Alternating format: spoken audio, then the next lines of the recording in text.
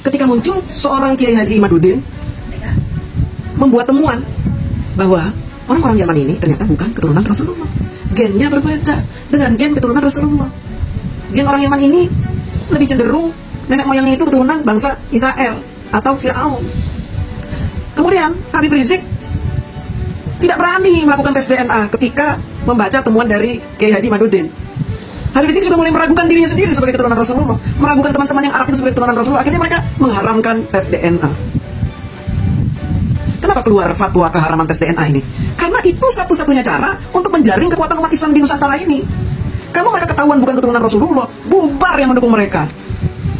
Bubar jalan, mereka gak akan punya kekuatan apa-apa lagi. Dan mereka bisa didakwa sebagai pemalsu nasab. Habislah mereka. Habis pendukungnya pada lari, makin kocar kacir, makin berantakan.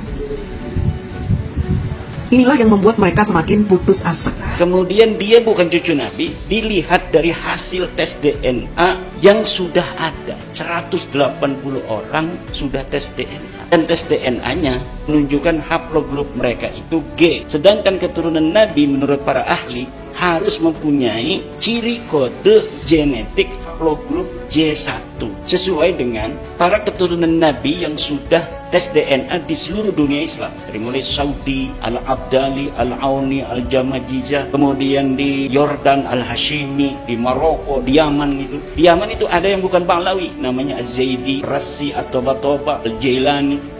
Semuanya kebanyakan terkonfirmasi dari hasil tes DNA mereka bahwa mereka benar keturunan Nabi. Karena kode genetiknya haplogrup J1 yang menunjukkan dia orang Arab, keturunan Ibrahim. Kami adalah majikan kalian, kami adalah pemilik bangsa, kami adalah pemilik kedaulatan Indonesia. Karena di dalam tubuh kami mengalir darah suci kakek kami Rasulullah. Diam saudara.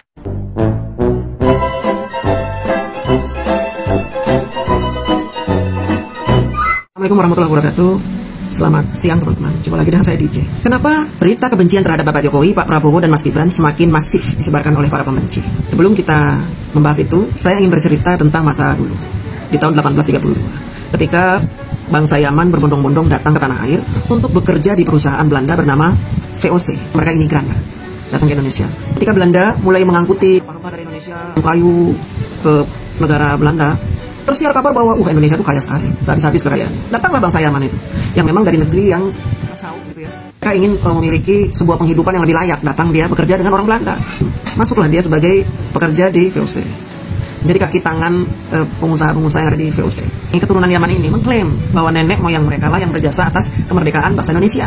Kenapa mereka mengklaim itu? Ketua mereka yang punya organisasi besar yang sudah dibubarkan oleh Pak Jokowi, nah ujung-ujung Sihab itu orang Yaman, punya keinginan menguasai Indonesia, mendirikan khilafah. Sejak era Gus Dur hampir berhasil mereka mempengaruhi rakyat Indonesia untuk percaya omongan dia. Di era Bapak Jokowi, mereka semakin berkembang, semakin bertambah banyak pengikutnya, kemudian sukses mengadakan demo demi demo untuk memakzulkan Pak Jokowi, tapi selalu gagal. Sukses ngelecehin bangsa Indonesia untuk mendukung mereka. Bahkan jenderal-jenderal, mantan-mantan jenderal mendukung mereka. Di antaranya Fahru Rozi yang membuat kesepakatan 8 poin itu. Saking berwibawanya di mata umat Islam, karena kesuksesan dia menjaring umat Islam untuk mempercayai dia sebagai cucu Rasulullah SAW. Sehingga yang percaya dengan dia banyak, yang percaya kalau dia punya paromat sangat banyak, yang percaya bualan dia itu sangat banyak. Dan dia hampir sukses menguasai Indonesia lewat Prabowo Subianto di tahun 2014. Pak Jokowi menang, tapi menangnya menang tipis. Boleh dikata orang Yaman ini hampir sukses menguasai Indonesia lewat Pak Prabowo. Begitu pula di periode kedua, hampir menang, kalahnya tipis. Setiap kali Habib memerintahkan anak buahnya untuk melakukan aksi, berjuta-juta orang, berbondong-bondong orang datang untuk berperang. Seolah-olah mereka mendapat perintah dari Rasulullah SAW. Mereka percaya turunan Rasulullah, dan mereka sangat takut untuk membantah. Tapi mereka juga heran, kok gagal menjatuhkan Pak Jokowi? Kok selalu kalah? Kenapa begitu? Kok kalah terus kita? Kok keturunan Nabi kalah melawan Jokowi? Yang padahal mereka terus-menerus menyebut-nyebut Pak Jokowi itu orang Cina, orang kafir, orang Kristen, PKI, pelongo-pelongo. Di downgrade terus Pak Jokowi, tapi kok kalah dengan orang yang sudah rendah ini, direndahkan ini? Kok mereka selalu kalah? Akhirnya di kubu Habib ini yang di dalamnya juga ada orang-orang cerdas, pendukung Pak Prabowo, yang orang-orang realistis, mulai bertanya-tanya, ini sebenarnya Habib punya kekuatan nggak sih? Katanya bisa menjaring kekuatan Islam seluruh Indonesia untuk mendukung. Kok kita kalah terus dengan Pak Jokowi? Sebenarnya ada di mana nih kita nih? Kurangnya ada di mana nih? Kan cucu Rasulullah. Bangsa Indonesia ini penduduknya Muslim kebanyakan. Harusnya menang dong. Karena Muslim itu mencintai Rasulullah SAW. Harusnya menang. Tapi kok gak pernah menang? Akhirnya mereka terpecah menjadi beberapa bagian. Ada yang tetap takzim sampai sekarang detik ini, tetap memuja-muja Habib. Tapi sebagian lagi sudah mulai kayaknya meragukan. Kenapa doa-doa tidak pernah dijawab oleh Allah? Kenapa ijtima ulama 2 periode selalu bisa ditumbangkan oleh kubu Pak Jokowi? Padahal kubu Pak Jokowi kubu sesat, PKI, kafir. Tapi kenapa Jokowi selalu menang? Untuk meyakinkan pengikutnya yang bertanya-tanya, kenapa kita selalu kalah sih lawan Jokowi? Kita ini kumpulan dari ulama-ulama loh. Tapi kok rakyat Indonesia nggak dukung kita ya? Yang Islam-Islam itu. Oh iya, mereka itu sesat. Karena tergila-gila sama Pak Jokowi. Tergila-gila sama Pak Jokowi sampai mau menggadaikan akidahnya. Itu yang selalu mereka tuduhkan terhadap pendukung Pak Jokowi itu. Seolah kami ini menggadaikan akidah kami demi mendukung Jokowi dan mengabaikan himbauan mereka itu yang mengaku keturunan Rasulullah SAW. Dulu itu Habib Rizik bilang ke keturunan-keturunan Arab itu ya, untuk melakukan tes DNA supaya nanti umat Islam yang meyakini mereka sebagai keturunan Rasulullah tidak ragu-ragu. Jadi mendukungnya itu maksimal. Kalau disuruh serang dia menyerang karena yakin turunan Rasulullah, berarti perintah Rasulullah juga kan. Tahu sendiri kan kalau orang sudah fanatik dengan agama Islam itu, apapun yang dikatakan oleh keturunan Rasulullah itu udah pasti apa yang diucapkan oleh Rasulullah, samina wa ta'na, kan begitu. Makanya Habib Rizik meminta kepada seluruh turunan Arab itu yang dihabib-habibkan itu untuk membuat sertifikat kehabiban. Bahkan diminta untuk kalau perlu lu tes DNA supaya umat Islam yakin bahwa lu itu memang cucunya Rasulullah SAW, untuk menunjukkan kekuatan mereka yang semakin powerful katanya itu ya. Mereka mengajak Anies Baswedan untuk melawan Ahok di Pilgub tahun 2017. Kalau cuma Jakarta udah pasti menang lah kita. Kita kuasai Jakarta dulu. Jakarta bisa kita kuasai, setelah itu kita kuasai Indonesia. Anies menang dengan berbagai cara, meskipun dengan menjual ayat dan mayat. Masih ingat ya? Gak perlu saya bahas lagi lah itu ya. Sampai akhirnya Pak Ahok dikriminalisasi, di penjara. Tetapi di periode kedua Pilpres mereka kalah, walaupun kalah tipis. Nah kemudian ketika Bapak Jokowi merangkul Bapak Prabowo, ini adalah strategi brilian seorang Jokowi Widodo, yang memang pada dasarnya Pak Jokowi ini adalah orang yang tahu terima kasih. Dan Pak Jokowi juga mengetahui posisi organisasi Islam ini di Indonesia seperti apa. Bahkan Pak Jokowi tahu bahwa mereka punya kekuatan di luar negeri, di beberapa negara. Punya hacker-hacker, ahli-ahli IT yang disebar di beberapa negara untuk menyebarkan berita-berita kebencian. Pak Jokowi tidak mau gegabah membiarkan organisasi Arab ini mempengaruhi pikiran rakyat Indonesia. Pak Jokowi harus merangkul seseorang yang pernah berjasa dalam hidup Pak Jokowi ketika beliau menjadi wali kota dan gubernur, yang dimanfaatkan oleh komunitas Arab ini untuk membuat kacau Indonesia dan mengganggu pemerintahan Bapak Jokowi. Orang-orang Arab ini terlalu berisik. Pak Jokowi sudah tahu juga Pak Prabowo ini orang paling ikhlas dan legowo. Dan selama ini Pak Prabowo ini dimanfaatkan oleh mereka itu. Ketika Pak Prabowo mau bergabung, Pak Jokowi juga tahu bakalan nanti ada sebagian pengikut dia yang akan mencela, nggak lagi mendukung Pak Jokowi. Itu sudah risiko, tidak apa-apa. Pak Jokowi pikir orang yang mendukung Pak Jokowi yang nanti bakalan mencela mungkin tidak terlalu signifikan lah membuat kekacauan di negara ini. Pak Jokowi pikir begitu. Ya.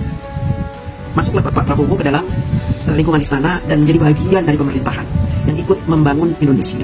Dan ternyata Pak Prabowo tidak seperti yang digambarkan orang-orang. Pak Prabowo sungguh luar biasa. Cintanya terhadap bangsa ini sudah tidak main-main lagi.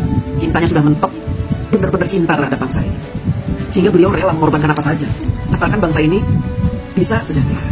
Apa yang terjadi dengan bangsa Arab ini? Klan-klan Yaman ini, mereka mulai putus asa karena organisasi mereka akhirnya dibubarkan. Yang pertama HTI, kemudian FPI dibubarkan. Putus asa. Setelah HTI dan FPI dibubarkan, anggota-anggotanya banyak yang insaf. Mereka akhirnya kocar-kacir. Sebagian insaf, sebagian masih ngotot, dendam. Dendamnya kepada siapa? Pak Prabowo? Tidak, dendamnya kepada Bapak Jokowi. Makanya mereka selalu ingin memecah belah antara Pak Jokowi dengan Pak Prabowo dengan isu-isu itu. Jadi kalau ada isu adu domba itu pasti dari klannya orang Yaman. Ambisi mereka untuk menguasai Indonesia ini sudah hampir menurun. Organisasi sudah dibubarkan, kekuatan juga sudah melemah. Tapi semangat untuk membalas dendam masih terus membara. Akhirnya apa? Mereka menggunakan orang-orang yang sakit hati terhadap Bapak Jokowi untuk bergabung dan sama-sama berjuang, merebut kembali kekuatan agar mereka bisa mempengaruhi rakyat Indonesia untuk mendukung mereka. Saat ini, rakyat Indonesia ini sebenarnya terpecah menjadi 4. Pendukung Arab, orang Yaman, kemudian pendukung PDIP, pendukung Pak Jokowi dan pemerintahan yang sah, dan yang keempat, orang yang ngaku-ngaku netral. Mau mereka gabung, antara pendukung PDIP dan pendukung Arab ini bergabung, mau mereka bergabung, tetap saja tidak bisa mengalahkan kekuatan yang mendukung Pak Jokowi dan pemerintahan yang sekarang. Tidak akan pernah. Sehingga mereka lebih memperkuat yang namanya isu dan fitnah. Mereka lebih memasifkan isu itu. Untuk apa? Menggerogoti kekuatan Pak Jokowi, menggerogoti kekuatan Pak Prabowo. Makanya muncul isu ijazah, muncul 8 poin kesepakatan mantan jenderal itu. Tapi ternyata Allah itu berpihak kepada Bapak Jokowi.